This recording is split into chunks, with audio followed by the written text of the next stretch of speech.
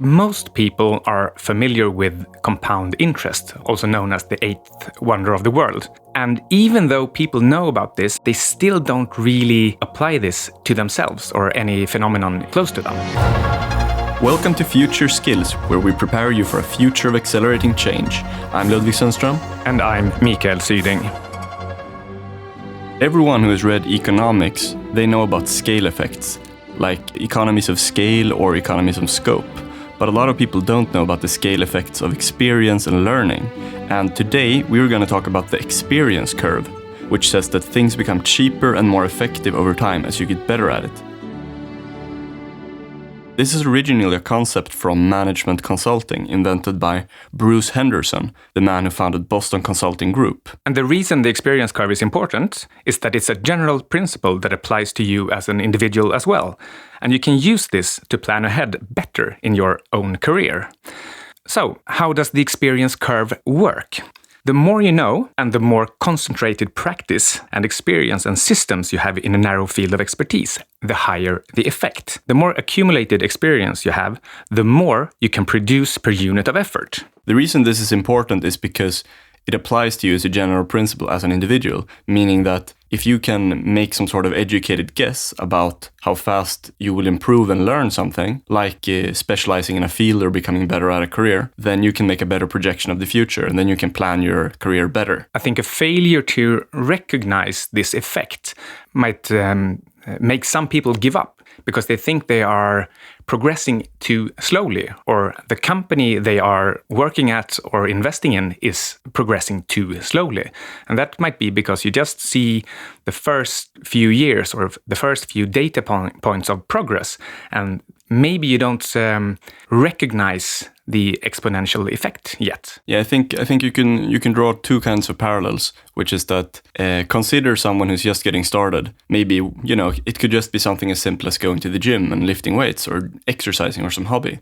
And then the first year you're going to pretty much suck at it. But then if you look at someone who's been doing it with concentrated effort for like 5 or 10 years, who is kind of almost an expert, that person is going to do it effortlessly and really, really well. And they're not even trying. But you have to try really hard to just make the least amount of progress. You have to put in a lot of effort. And so that's not a fair comparison. But the reason that person is so much better than you is because it's not a linear process, it's an exponential process. And you can also look at companies. For example, companies that have been in a field where it's going well and they've been going at it for like more than 10 years, then that company is going to be so specialized in what they're doing and doing it so well that they're going to do it, I don't know how many times better, but many, many, many times better than someone who's a new entrant or who has just done it in the first 1 or 2 years and they don't have the processes in place and the experience and they haven't trained the people, all these different things. And all of that is part of this experience curve. Yeah, and I think most people are familiar with compound interest, also known as the eighth wonder of the world. Even though people know about this and they know about famous investors who struggled for the first 10 years, or maybe not struggled, but you couldn't really see their progress over the first 10 years, then became billionaires over the next 30. Many are aware of this, but they still don't really apply this to themselves or any phenomenon close to them. Maybe we should try to quantify this, because even if people know of the effect and know of the phenomena, they don't really know how big an effect it is. Yeah, so let's take a quote from Bruce Henderson, who was the one who came up with this effect. And he said that, I quote, "Unit costs characteristically decline by 20 to 30% in real terms each time accumulated experience doubles." So, for example, a car manufacturer that has produced 10,000 cars has 20% less costs per unit than one that has produced half as many cars. And then this goes on and on for every doubling of total produced units. They get 20% more effective per doubling. And if we take the example of, for example, I was going to say Harrison Ford, but what's his name again? Ford. Henry Ford. Henry Ford, yeah. Yeah. If you take the example of Henry Ford and his car factories, that's an example of, economies of scale and scope. But it's not necessarily what you think about in terms of experience curve. But that's also experience curve part of it. But you never learned that in school. useful. Maybe we should clarify some of the terms here, because we talk about the experience curve, which really is just 1 minus the experience effect. For example, NASA, they have published research on their own various industries and what kind of experience curves they have seen there. They have published research on around 10, I think, sub-industries within their own field, and their experience curves are between 75 and 96%. So that means you get 4 to 25% less costs per unit produced, per doubling of production, per doubling of experience. And this is in really technologically intense areas that are hard to learn, so that it's difficult for people to learn them or for companies to master these processes. But then once they do it and they get into the habit of doing it, and not only get into the habit of doing it, but also get into a feedback loop where they're improving upon it incrementally over time, then it becomes much, much cheaper as they specialize in this thing and also innovate and come up with new ideas for improving the whole thing. So that's basically like an effect of the experience curve. I think another example when it comes to you as an individual is that the question you should ask yourself is, how strong is the experience curve for this industry or this activity? And for this, I'm really talking about your career. Like we were saying before, you don't want to think in a linear manner. You shouldn't just become a little bit better every year. You should become a little bit better every year, because you're always comparing yourself to yourself in kind of the moment. But over the long period of time, you should become like 10 times better, not 1.5 times better. Yeah, I think that's an important point to remember. And maybe actually, if you don't get exponentially better, if you can't see that after 5 or 10 years, you're probably doing something wrong, or you're leaving a lot on the table. And you should use some of the ideas that we will get to in detail soon to identify the weakest link. Where is it that your exponential progress is hindered? Yeah, probably the most likely thing is that you don't have talent for it. Or interest. I know we have talked about this before. It's a fine line between interest and talent. Yeah. Anyway, getting back to the actual research. So Henderson himself, he just estimated an effect, an experience effect of 20 to 30%. And then NASA between 4 and 25%. But then after Henderson said what he said, his firm that he founded, the Boston Consulting Group, they have made extensive research over the years, and they have found between 10 to 25% effects. On the one hand, it's important to recognize that this exponential learning effect exists. But on the other hand, I think it's also important to realize that there might be some kind of a ceiling to what an organization or an individual can produce. It's almost like a mental border that makes it difficult for us to progress faster than this. Right. So I guess you could look at that in two different ways. One would be that you've become so much better that it's hard to improve almost at all by doing the same thing. And then the other, I guess, is, like bottleneck theory, where it's something in the business that's wrong. Yeah, there always seem to be some kind of a weak link that limits this effect to a certain point. So I think what I'm trying to say is that on the optimistic side, there is tremendous potential in this. But on the pessimistic side, there isn't unlimited potential. There is some kind of a ceiling to how fast you can progress per year and how much you can expect from your company or your co-workers or economic growth in general. I think there is a reason why, for example, the economy and GDP rarely grows faster. But then on the other hand side, if you want to delve down into that, if you do look at the growth in the economy, it's usually only from a few things. And those are the things that are growing really fast that are the exception. So it's a very tricky thing, I think. And it's like the economy and the capitalistic system in general is built around having a lot of failures, but having a few things that work really well and grow really fast. Yeah, that's definitely interesting. All right, should we get a little bit more into detail about the reasons people speculate about for why this effect exists? So one thing has to do with the actual workers. they get more dexterous as their experience increases. They get, for example, they get more confident when doing whatever they do. So they don't hesitate, they don't make errors, they don't have to second guess themselves. So this increased confidence means they can actually spend more effective time on doing what they're doing. And they also come up with shortcuts that management never thought about or even could have planned ahead for, because those shortcuts are minute and something that only the experienced worker can identify while at work. It has to be real time. So some of the improvements come from the workers themselves.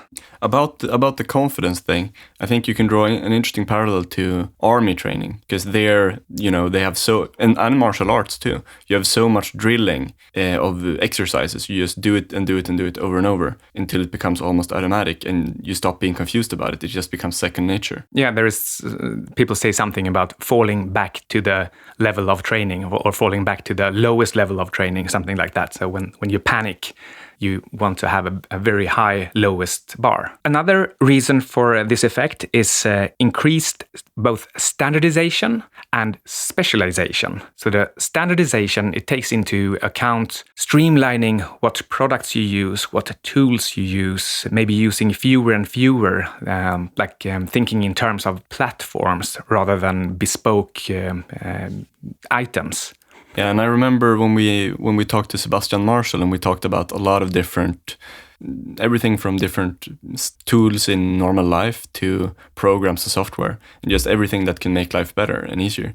And we all had that in common, that we're all experimenting a lot, you, me, and him, but also trying to narrow it down to a few things that work. And I think that's a good example of that. And related to standardization, you also have specialization, because when you standardize, it also, well, they're not completely related, but specialization also means that the right person does the right thing. And this is something that you learn with experience, who should do what within an organization. Yeah, and if you have a team, one of the most important things to consider is the task division, that everyone does what they're best at. And that's easy to talk about in theory, but always harder to do in practice.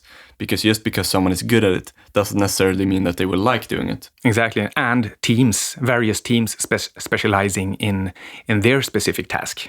So it exists on all levels. All right, moving on to number 3, it's increased automation, which is actually something different from the other ones. And it can be the use of information technology or or robots, technology in general. One reason is the directed use of technology, where you know exactly what you want to achieve and you do it. But another one is workers and the company familiarizing with the technology and becoming more confident and familiar with the actual tools. Yeah, and that goes back to the training again. It's like a feedback loop where you have these different things. You get better resources or tools, you get better at using them, and you have more competent training procedures. Many of these may sound alike, but I think it's important to try to break them apart and look at them individually. Yeah, and if you look at the economy, what is the economy? What is the purpose of economy in general? It is, like you're saying, to use scarce resources more effectively. And therefore, there's kind of a natural skew towards experience curve and specialization. We could really go on. There are many of these different things that in combination are reasons for this experience curve effect. Different ways that you learn to become better at what you do, and it becomes sort of an unconscious process over time. But the point is that it exists, and it exists in almost every area of life, and both for businesses and organizations and for individuals. So the point is that you should, when you're making future projections and you're planning ahead in your life, you should assume that you're going to become a lot better, not just linearly better. So let's talk about how to make use of this idea specifically in 3 different ways: investing, work, and improvement. Yeah, so in regards of investing, when you do your research for a company, on the one hand, you should imagine how good things can get if you take into account the learning curve. And on the other hand, you should also put some kind of a limit to how much you can actually expect. So if if a certain company has too high goals, then you could question that as well. But I think most people are too negative when they research companies, and it's because we tend to have a linear thinking. Oh, you're right. Especially when it comes to these new kinds of investments, where you have global technology and network effects and all that stuff. Then moving on to work. So here it's a question of where you want to work. When you choose your workplace, you would want to identify an industry or a company where you can see that they consciously make use of this effect. I don't think that's too common. I mean, we have talked before that you should choose an industry that's growing quickly. Right. This is just another way of another more granular way of thinking about it. Yeah, because if it is growing fast, then you're going to have more feedback. You also want to know whether the growth is sustainable or not. So if it's a company that just happens to grow quickly because the market grows quickly, then that might not be quite as good as a company or an industry that's growing quickly because they consciously make use of the learning curve. Yes. So one example of what you're saying could be if you go into a new industry, which is kind of like a future industry that's growing fast and it's been doing it for several years in a row, and you're reasonably sure that it's going to keep doing that, then if you compare that industry to an old established industry that you're going to be trained for in school, like some old car company or something, then the learning curve is going to be much faster in the new industry. Yes, and that's both a threat and an opportunity because your competitors will also be using the learning curve. But at least you will be learning faster. Yeah. And finally, something that I mentioned early on in this episode, general improvement. If your progress in any area of life, if you're not improving as fast as this episode implies you should, then you should start trying to focus on the lowest hanging fruit of improvement in terms of this. Is it that you're not learning enough, or is it that you're not exposing yourself to enough practice, or is there something, some other part of this effect that you're not utilizing to its fullest? And if there is, well, a typical thing for a human being is to do what we like, but sometimes it's more effective to try to find. I mean, if you do what you like all the time, then you may have already exhausted the effects there. So maybe you should try to see if there is a weaker link in the chain that you can improve more. Right, I got it. So let's do a summary of everything. And the summary is that, first of all, the experience curve is a general principle that is at play when you specialize in some sort of activity or field of work. And when you know about this, as you do now, you can make better future projections, plan ahead better, because you'll know that your progress is, or should at least, not be linear. It should be exponential. And if you're going to stay in this field, assume that your improvement is going to be faster over many years. You're going to be 10 times better in 5 or 10 years, not just 1 or 2 times better. And finally, you should make some sort of educated guess about what the learning curve, what the effect, the experience curve effect would be for this industry. That's all for today. Thank you, Alexander Martin, our sound guy. And this is Karl-Mikael Syding. This is Ludvig Sunstrom. For Future Skills. And don't forget to subscribe to our newsletter where we send out weekly summaries. You can check it out at www.futureskillspodcast.com.